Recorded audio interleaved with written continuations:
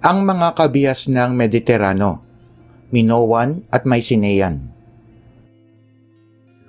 Ang lupain ng Greece ay mabato at bulubundukin.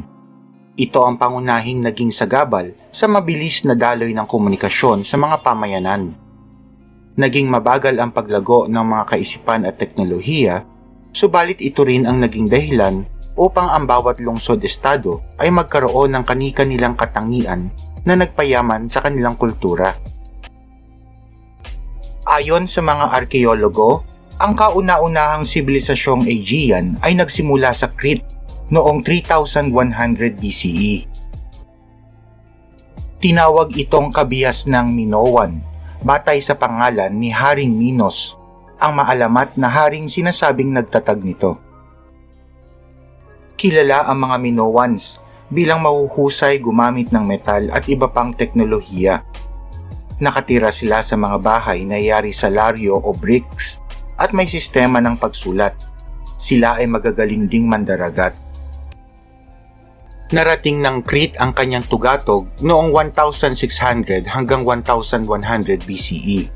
Umunlad ng husto ang kabuhayan, dulot na rin ang pakikipagkalakalan ng mga Minoan sa silangan at sa paligid ng Aegean.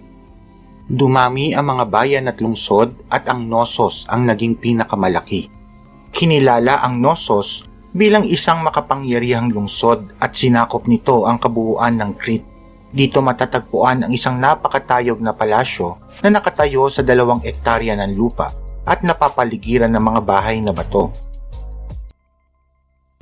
Ang palasyo ay nasira ng sunod-sunod na sunog at iba pang mga natural na kalamidad.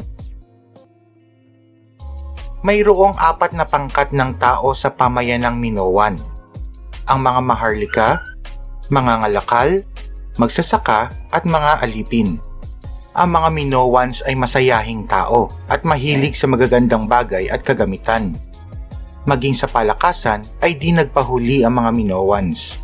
Sila na siguro ang unang nakagawa ng arena sa buong daigdig kung saan nagsasagawa ng mga labanan sa boxing. Ang Mycenae ay matatagpuan 16 na kilometro ang layo sa aplayan ng karagatang Aegean na naging sentro ng kabihas ng Mycenaean. Ang mga lungsod dito ay pinag-ugnay-ugnay ng maayos na daanan at mga tulay. Napapaligiran ng makapal na pader ang lungsod upang magsilbing pananggalang sa mga maaaring lumusob dito.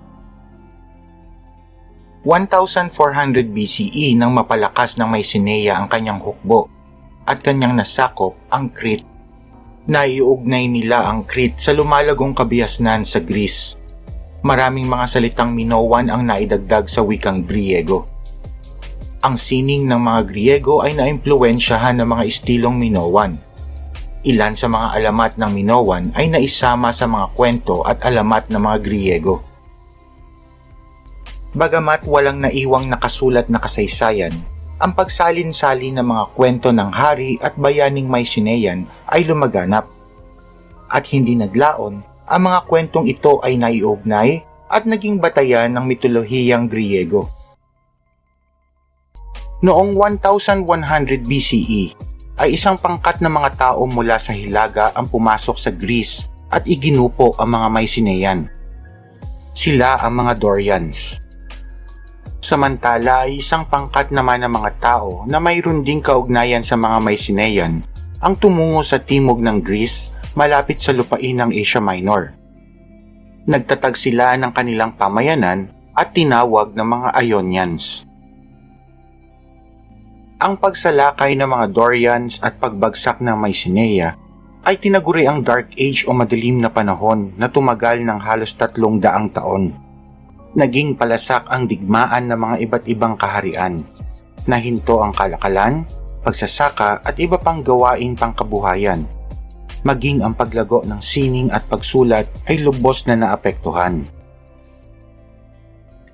Ang mga kabihas ng Mediterano, Minoan at Mycenaean.